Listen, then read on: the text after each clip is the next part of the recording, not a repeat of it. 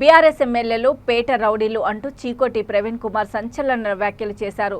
Chaitanyapuri corporator Ranga Narasimhagupta ఆధ్వర్యంలో నిర్వహించిన corner meeting సభలో ఆయన పాల్గొన్నారు.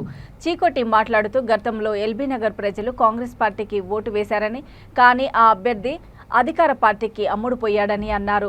బీఆర్ఎస్ ఎమ్మెల్యేలు పేట రౌడీలా ప్రవర్తిస్తున్నారని, గతంలో పేట రౌడీలు ఉండేవాళ్ళని, ప్రస్తుతం అధికార పార్టీ ఎమ్మెల్యేలు అలా మారి కబ్జాలకు పాల్పడుతున్నారని అన్నారు. కనుక బీఆర్ఎస్ పార్టీని గద్దె దింపాలని ప్రజలను కోరారు.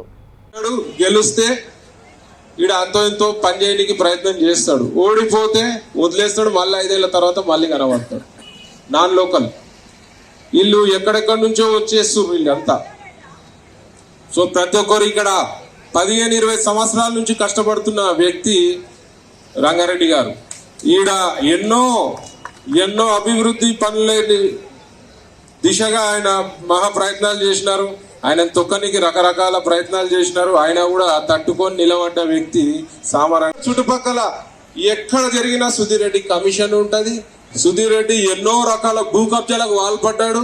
రకరకాల కేసులైనాయి, అంటే కేసులు పెట్టలేదు, చాలా మంది ప్రయత్నం చేసినారు, కానీ వాళ్ళ గవర్నమెంట్ ఉంది కాబట్టి పెట్టలేదు. ఇవాళ ఎన్నో ఆరోపణలు ఎదుర్కొంటున్నారు సుధీర్ రెడ్డి. ఇవాళ ప్రజలు గ్రహించాలి, ఇవాళ ప్రతి ఒక్కరు గ్రహించాలి. బీజేపీకి ఒక అవకాశం ఇవ్వాలి. ఇవాళ ఇక కాంగ్రెస్ సంగతి అయితే తెలుసు మీకు. మనం ఎవరైనా కాంగ్రెస్ కోటేస్తే మళ్ళీ వాళ్ళు పోయి అమ్ముడు పోతారు, బీఆర్ఎస్లకు పోతారు. అవునా కదా?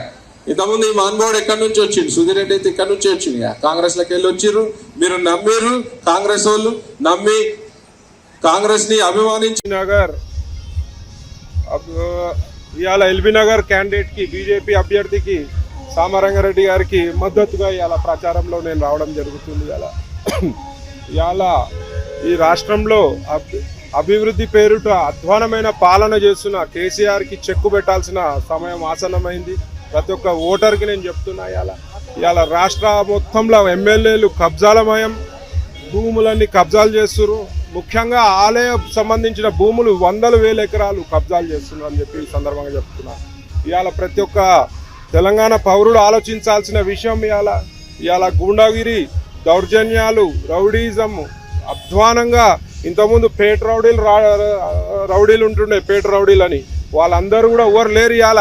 అలాగే నిన్న హోమ్ మినిస్టర్ గారు ఒక స్టేట్మెంట్ ఇచ్చారు, సిగ్గుచేటు.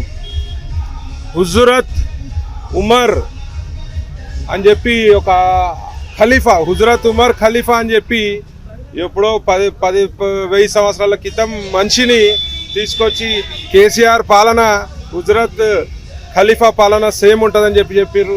సిగ్గుండాలే ఈ మాట్లాడే మంత్రికి. హుజరత్ ఖలీఫా అనేటోనే, ఉమర్ ఖలీఫా అనేట ఆయనకి 9 మంది భార్యలు ఉన్నారు, 14 మంది పిల్లలు ఉన్నారు.